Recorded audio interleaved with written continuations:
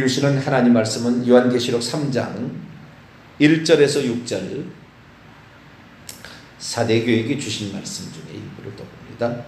요한계시록 3장 1절에서 6절까지 말씀.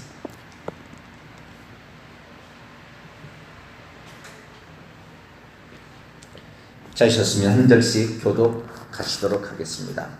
사대교회의 사자에게 편지하라.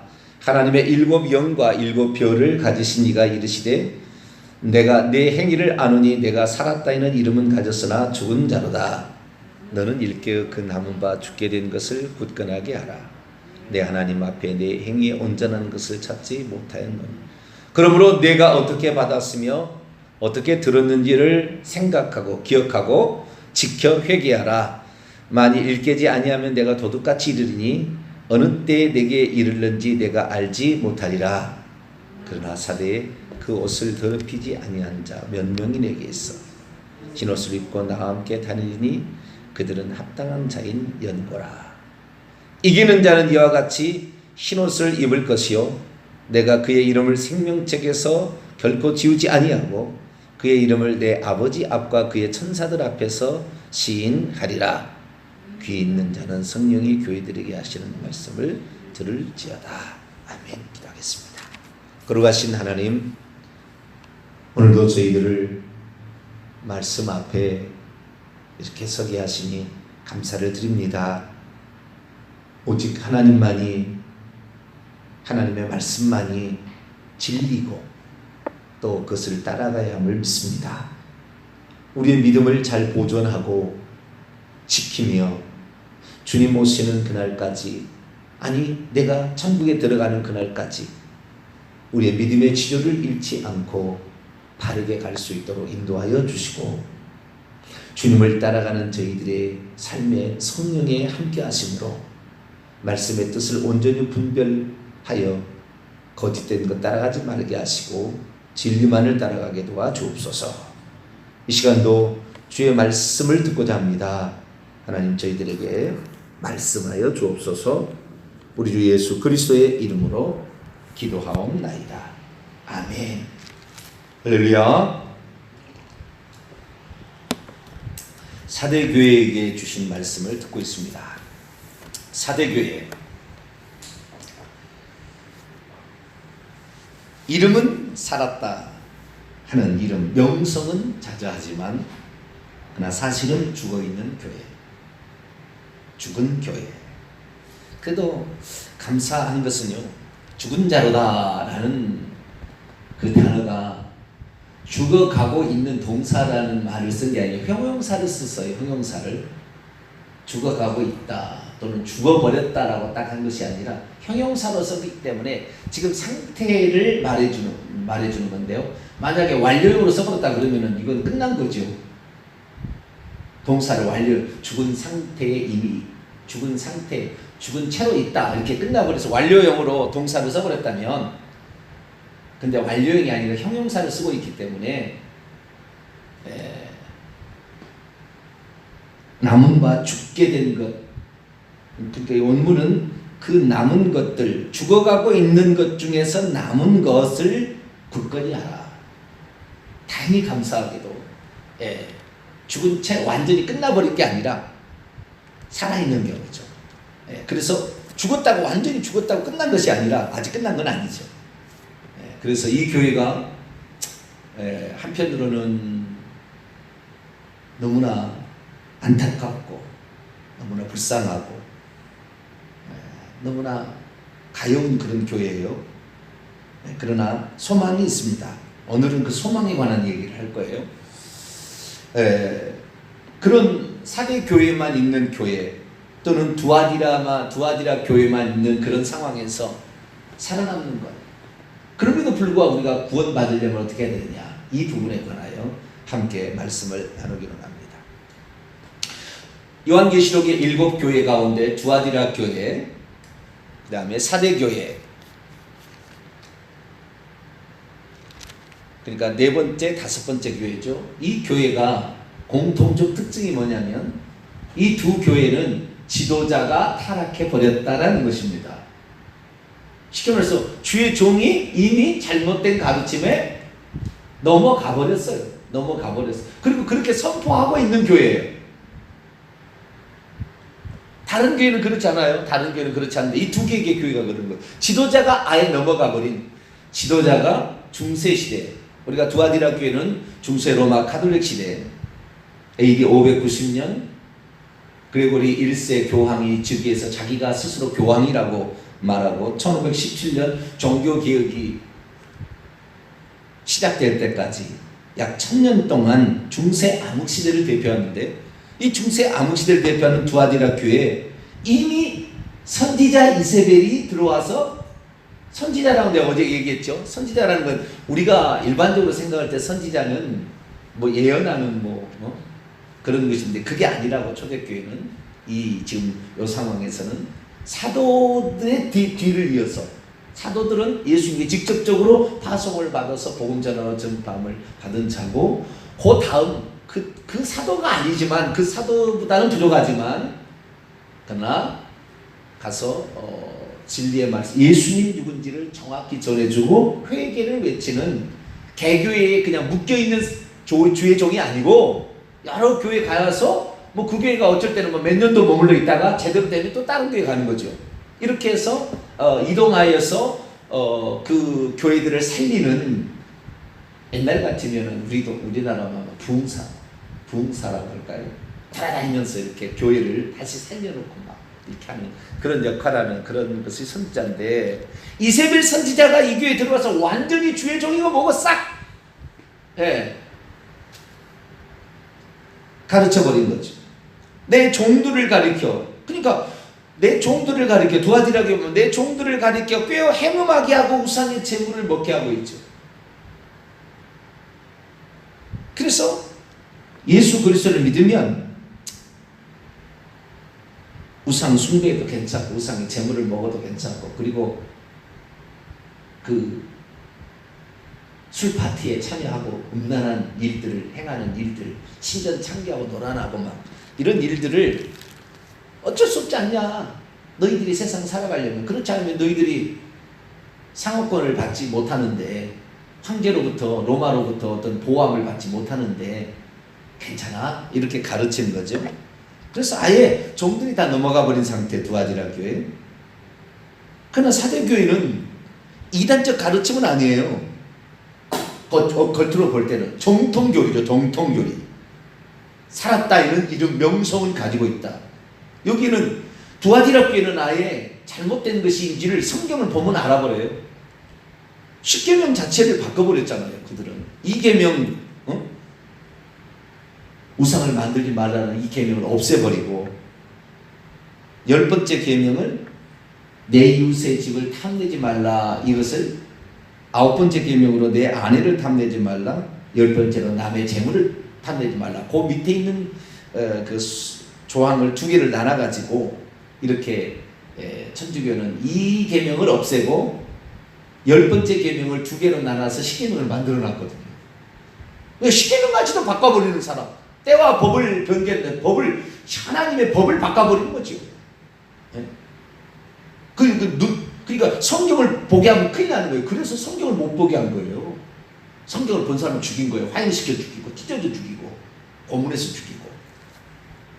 그렇지만 종교개혁 시대는 루터가 성경을 번역해가지고 자국으로 읽으라 이렇게 했잖아요. 그래서 성경을 가르쳐 주면서 얘기를 하는 거예요.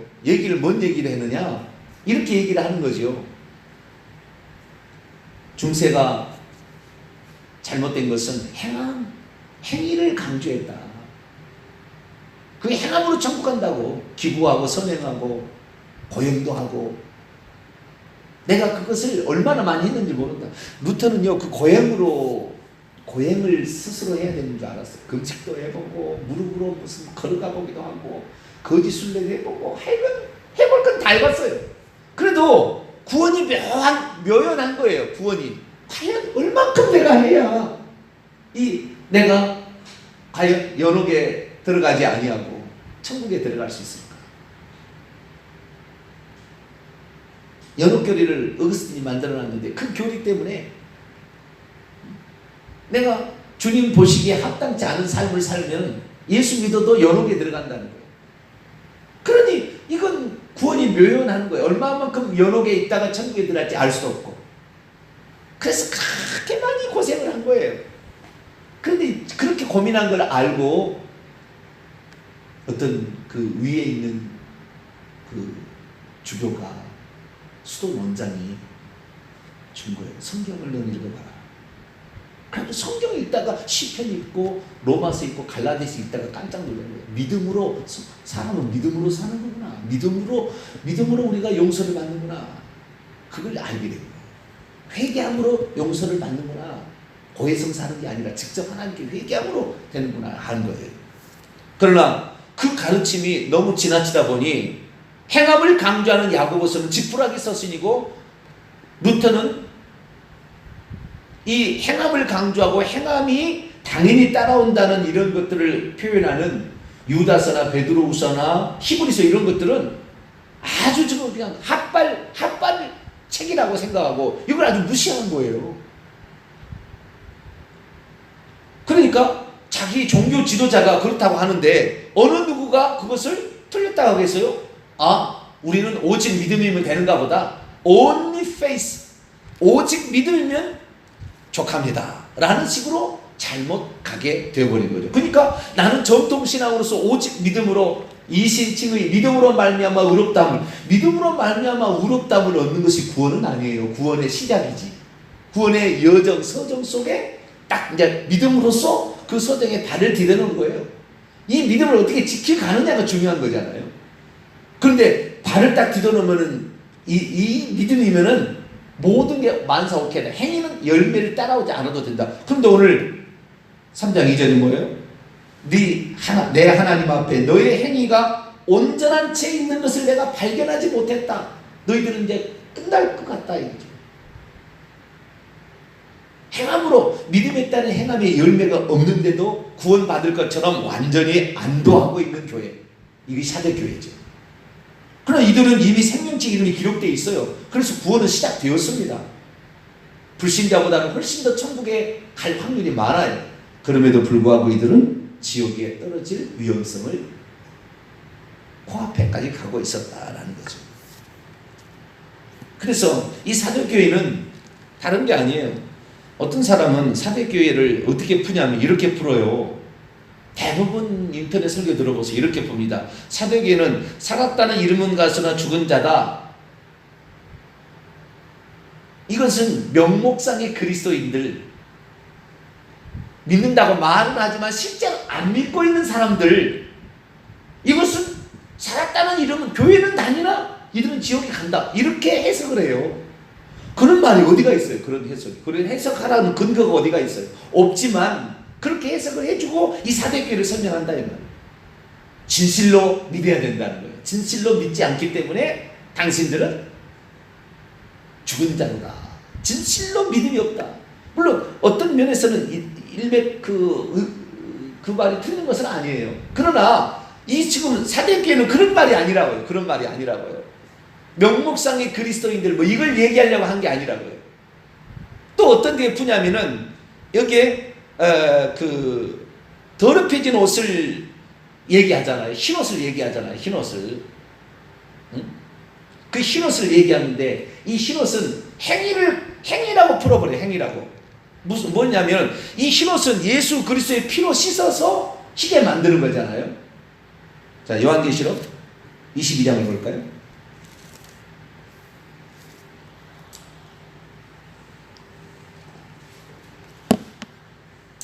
여기 겉옷을 흰옷으로 만드는 거예요. 겉옷. 이 겉옷이 어떻게 나오느냐, 겉옷을 어떻게 흰옷을 만드느냐. 14절입니다. 22장 14절 읽습니다. 시작. 자기의 두루마기를 빠는 자들은 복이 있으니 이는 그들이 생명나무로 나아가며 문들을 통하여 성에 들어갈 권세를 받으려 합니다. 자기의 겉옷을 빠는 자들, 빨고 있는 자들이다. 이건 회개를 의미하는 거예요. 자, 요한계시록 7장을 볼까요? 7장 14절. 요한계시록 7장 14절입니다. 시작. 내가 말하기를 내 주여 당신이 아시나이다니 그가 나에게 이르되 이는 큰 환난에서 나오는 자들인데 어린 양의 피에 그들의 옷을 겉옷을 씻어 희게 하였다. 어떻게 흰옷을 만드느냐? 겉옷을 흰옷을 희게 만드느냐? 어린 양의 피에 씻어내야 된다. 이것이 회개를 말하는 거예요. 그런데 어떻게 푸느냐? 사대교회는 옷을 더럽히지 않는 사람도 있더라는 거예요. 그런데 이 더럽혀진 것은 행위를 푸는 거예요. 행위로. 흰옷을 입지 못했다. 다시 말해서 행위들이 없다. 그래서 지옥에 간다라는 식으로 또 잘못 푸는 사람도 있는 거예요. 아시겠죠? 회개로 풀어야 되는데 이것이 회개라는 말인데, 그러니까 이 요한계시록에 나온 것을 요한계시록의 말씀으로 풀어가야 될 거 아닙니까? 그래서 믿음만 있고 행위는 필요 없다고도 잘못된 거지만, 행위가 없고 믿음만 있어서 라고 푸는 것도 잘못 푸는 거예요. 믿음과 회개로 정확히 얘기를 해야 되는 거죠.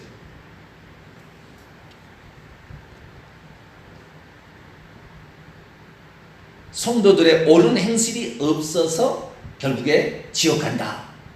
물론 상통한 건 있긴 있어요. 그리고 우리는 어떻게 생각하냐면 행위로 구원하는 건 아니지만 심판은 행위로 받는다고 생각하고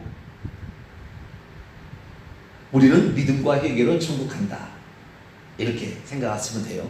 그건 정답이에요. 어느 누구도 행함으로 주님 앞에 온전함을 받을 수 있는 사람은 단 한 사람도 없으니까, 예수님이. 자, 그러면 문제는 뭐냐? 이 교회가, 사대교회는 그냥 명목상의 그리스도인들, 진실로 안 믿고 형식적으로만 교회 다니고 형식적으로만 세례를 받고 이렇게 사는 사람들이라고 푼 것도 잘못 푼 것이고, 행함이 없어서 당신은 지옥 간다 이렇게 푼 것도 잘못 푼 것이고, 여기는 오직 믿음에 따르는 행위가 없는 것은 심판받을 때 이거 구원받을 확률이 없다라는 것이고, 그래서 회개를 해서 더럽혀진 겉옷을 빨아서 희게 만들어야 된다. 그 결국에 우리는요, 믿음은 문제가 없어요. 믿음으로 우리가 칭의를 받지만 회개치 못해서 결국에 지옥 가는 겁니다. 결국에 마지막을 회개해요.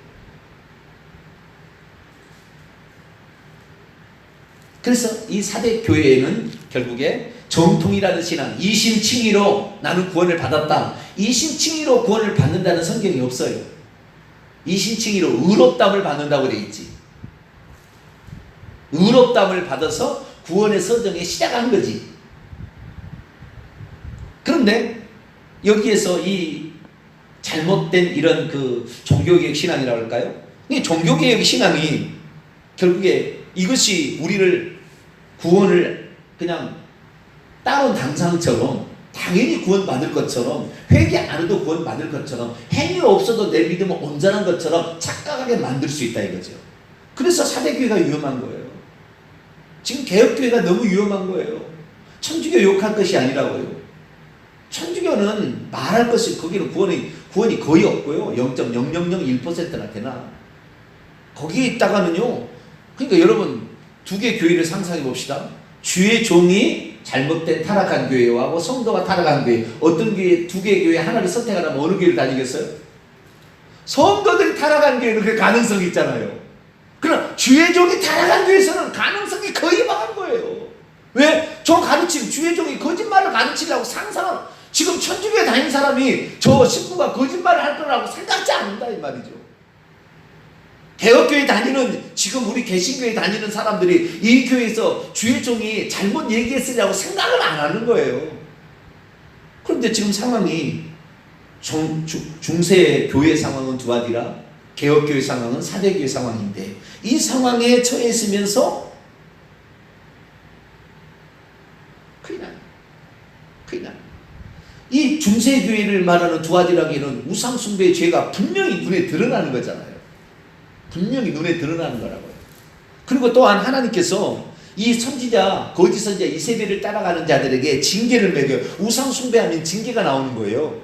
먼저 그녀를 침상에 던져요. 침상에 던진다는 것은 질병에 걸린다는 거 아니에요? 내가 예수 그리스도를 믿고 있는데 자꾸 질병이 떠나지 않냐고 자꾸 온다. 잘못된 무슨 가르침을 지금 따라가고 있는, 우상 숭배하는 게 있는 거라고요. 골로새 3장 5절 보면은 탐심이 우상 숭배라고 그랬어요.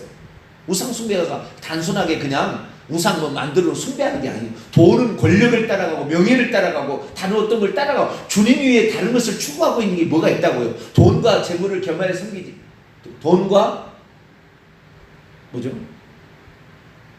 재물과 난가요? 뭐였죠? 겸하여 섬길 수 없다고 했잖아요. 그렇듯이 이 돈이나 명예나 권력이나 쾌락이나 자기가 주님보다도 더 중요하게 여기는 것이 있는 그것이 우상숭배예요. 결국 우상숭배가. 그러니까 이 개신교회 개혁교회 상황에서도 우상숭배는 추도예배 장례예배도 우상숭배라고 죽은 자에게 제사하는 거 그것도 우상숭배라고요. 그건 구약시대 아니고 뼈저리게 나오잖아요. 그래서 침상에 자기가 던져집니다. 질병에 자꾸 걸리는 중환병에 걸리고 몹쓸병에 걸리고 죽을 병에 걸리고 암병에 걸리는 거예요. 이건 지금 뭔가 잘못된 게 있어요.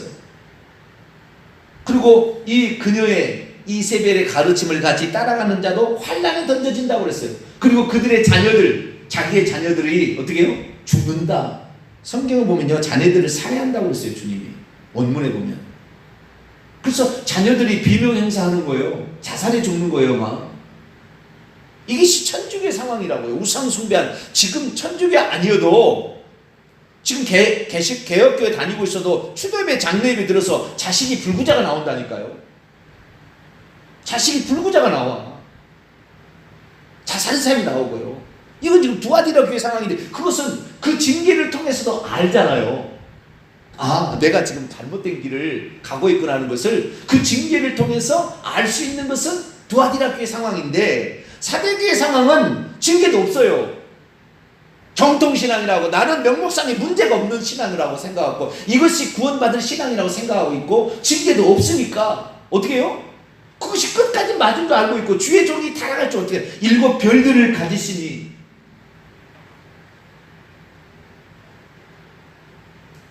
주의 종들을 주님이 붙잡아주고 있지만 그 주의 종이 타락해서 잘못된 가르침 가운데 빠져있기 때문에 여기서 빠져나오기란 하늘의 별따기.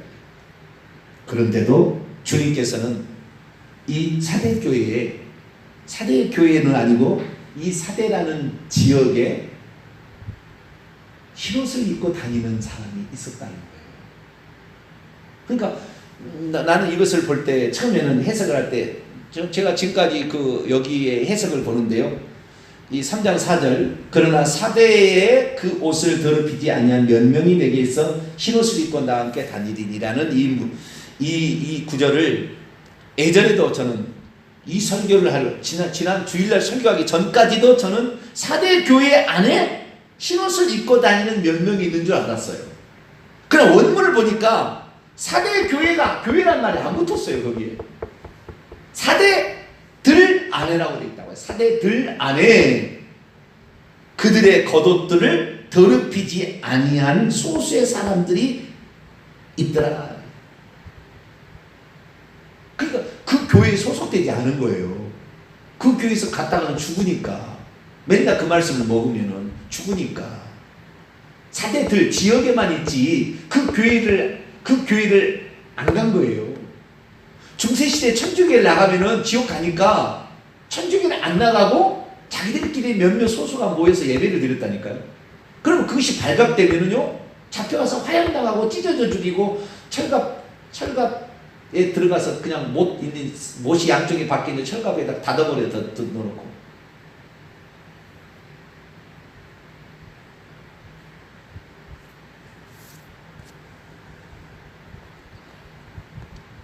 그렇다고 교회를 안 나갈 수는 없잖아요. 내 부모가 다녔고 내 할아버지가 다닌 교회를 이 교회 목사님이 잘못 얘기한다고 안 다닐 수는 없는 거 아니에요. 그래도 지금 시대는 감사하게 한 지역에 한 개 교회만 있는 게 아니라 여러 교회들이 있잖아요. 여러 교회들이 있잖아요. 그래서 내가 또 차가 있어서 얼마든지 예배를 1시간, 2시간 이 정도는 갈 수가 있잖아요. 그래서 지금은 진리를 찾아다니는 말세의 기갈이 온다는데 아모스에 보면은 말씀을 얻지 못한 기갈이잖아요. 네? 하나님의 말씀을 얻지 못한 기갈이 온다 이 말이죠. 그런데 그런 시대가 이미 온 거예요. 그래서 그래도 안 된 사람은 인터넷을 통하여서라도 어떤 그 말씀의 진리를 찾아서 가는데 이런 사람들이 몇 명 소수로 있다라는 거예요. 그러니까 이 천주교의 상황이나 개혁교의 상황이나 지옥에 가는 어떤 퍼센티지를 보면 그리 많은 차이가 안 날 것 같다는 느낌이 확 들어요.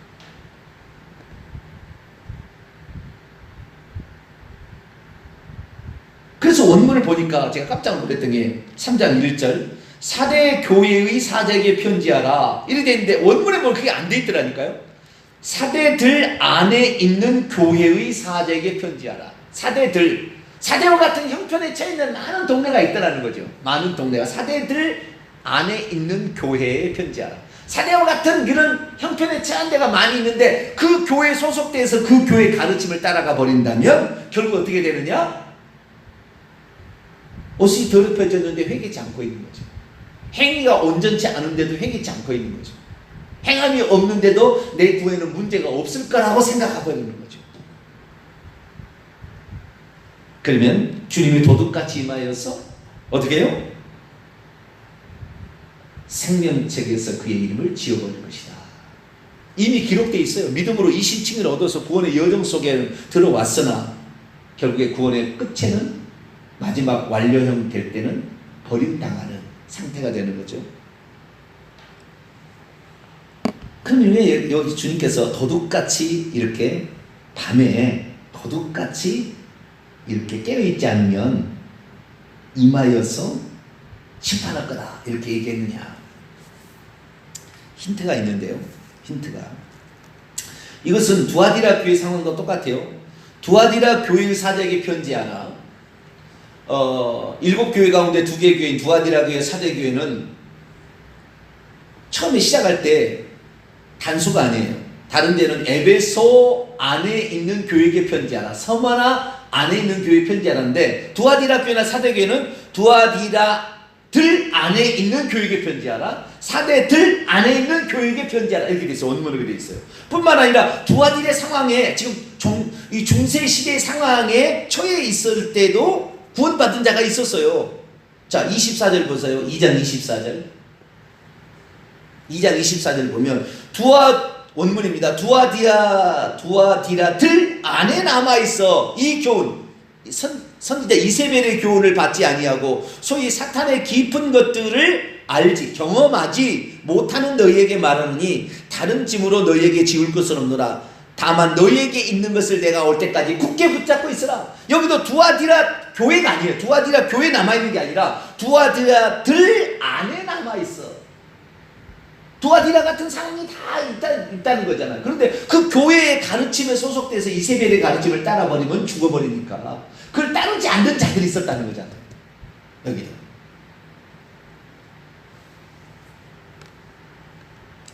근데 참 두아디라들 교회의 상황 같은 경우는 감사하는데도 징계를 막 내려가지고 이게 지금 잘못되었다는 것을 많이 알게 했는데 사대교회 상황은 징계가 없기 때문에 나는 바로 가고 있는 것처럼 착각하고 나는 종교개혁의 신앙에 들어왔으니까 나의 구원은 확실하고 안전하다. 심지어 예전론까지 완전히 터득한 사람은 내가 이렇게 예수 그리스도를 믿게 된 것은 만세전에 예정된 것이다 얘기를 해버리면 이제 구원은 완전히 성도의 견인, 나는 반드시 구원 어찌하든 받게 된다라는 착각 속에 빠져버리는 그런 상황이 되는 거죠. 그런데 주님께서 도둑같이 온다는 이 말 속에 힌트가 있어요. 살 수 있는 방법이 있어요. 살 수 있는 방법이. 살 수 있는 방법이 뭐냐? 이거예요. 여기까지 하고 마치죠. 이 사대교회가 성지순례를 가봤더니요. 깜짝 놀랐어요. 제가 성지순례를 갔는데 사대교회를 가봤거든요. 사대교회는요. 이 높은 고지대에 있어요. 들어가는 입구가 재밌어요. 들어가는 입구가 온통 무덤들이 가득해요. 네? 무덤이 그런 도시가 없었어요. 여기 7교회를 가보면은 그런 도시가 없는데 이 사대교회는 사람이 살지 않아요. 현재 살지 않는 그냥 허벌판에 그 도시들의 흔적 막 돌무더기 그런 거 성이 쓰러진 거 이런 거 기둥들이 허허벌판에 놓여 있어요.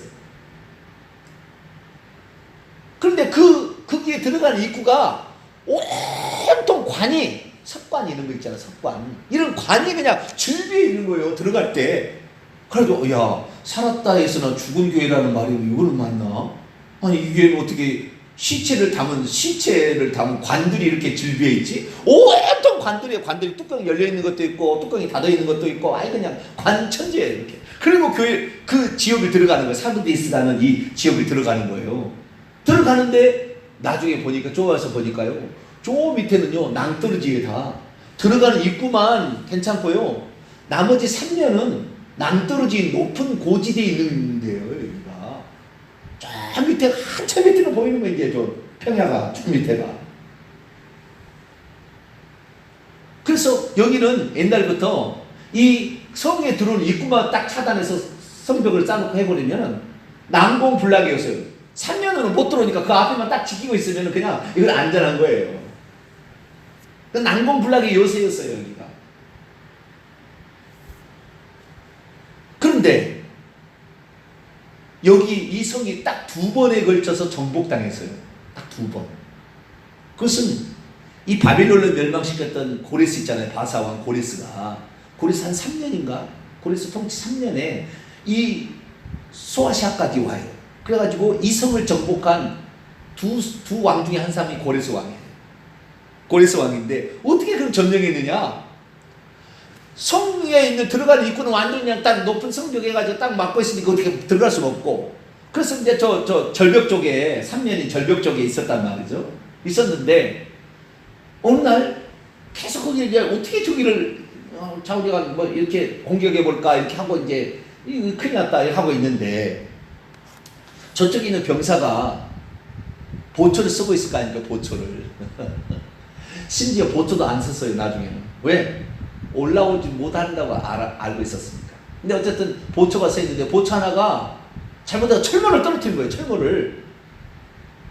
좀 밑에 철문을 쫙 밑에 철문을 떨어뜨려 버린 거예요. 철문 뚝뚝뚝뚝 떨어졌을 때 땅에 자기들이 떨어진 거예요.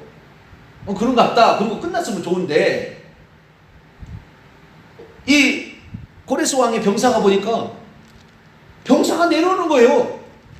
그 절벽을 타고 내려오는 거예요. 근데 그 절벽과 절벽 사이에 이 절벽과 절벽 돌 사이에 작은 공간이 있는데 이 공간을 서로 의지하고 이렇게 등으로 의지하고 발로 의지하고 이렇게 이렇게 내려오는 거예요. 이렇게. 그래가지고 철문을 갖고 다시 올라간 거예요. 그리고 그걸 보고 그걸 얘기한 거예요.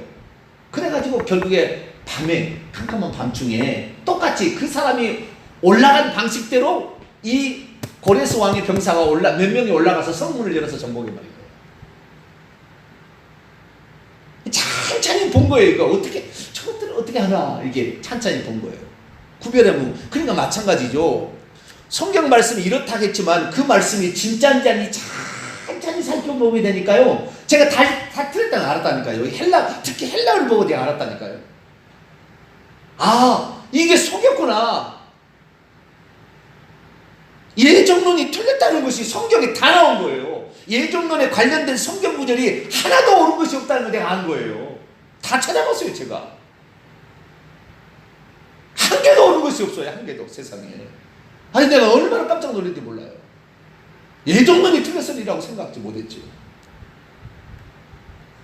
근데 성경 구절을 다 찾아봐. 헬라어로 찾아봤고, 헬라어로 찾아봤더니 우리 개혁 성경이 잘못 번역해 놓은 거예요. 그리고 제가 책에 그 써놨잖아요. 회개와 천국 보면 책에 이게 보면 다 나와요. 많이는 안 나오지만 중요한 핵심 구절들 제가 다 넣어놨어요. 충격을 제가 받았어요. 아, 1.1획도 틀림이 없다는데 정확히 관찰하면 뭐가 틀리는지는 알게 되는 거죠. 그리고 이게 도둑처럼 밤에 도둑처럼 온다는 이 얘기가 그래서 그게 한 얘기, 주님이 하신 얘기예요. 아무리 철벽처럼 완벽하게 예정론이 조성되어 있고 기독교 집대성이다. 하지만 정확히 찾아보면 잘못된 게 나온다는 거죠. 확인이 된다는 거죠.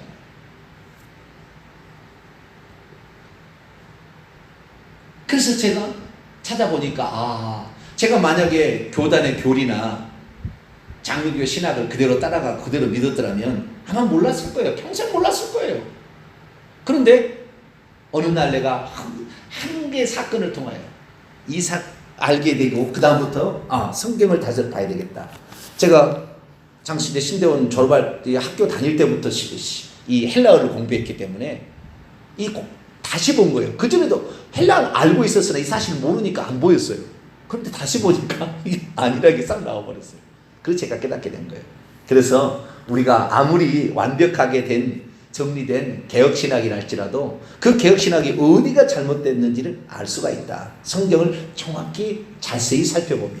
그래서 이렇게 됐다는 사실을 알고 우리들도 성경을 자세히 살펴봐서 그대로 원문 그대로 봐가지고 잘못된 점은 바로 찾아서 우리가 성경이 가르쳐 예수님이 말씀하시고 사도들이 전했던 그 복음대로 회개하고 믿어야 구원을 받는다.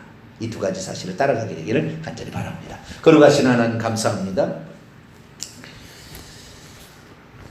얼마나 많은 사람들이 내가 개혁신앙의 전통의 정통신앙을 가지고 있는데 틀렸을 것이라고 상상하지 못하고 있는데 어느 날 성령께서 조명해 주실 때가 있을 때 뭐가 문제가 있구나 자세히 살펴보면 알 수 있다고 했듯이 우리가 성경의 말씀 1절 1획도 틀렸고 가감하거나 빼거나 더하지 말라고 했던 이 말씀 우리가 그대로 받아서 읽고 묵상하고 성령의 조명하심을 받으면 우리도 깨닫고 바른 길로 갈 줄로 믿습니다.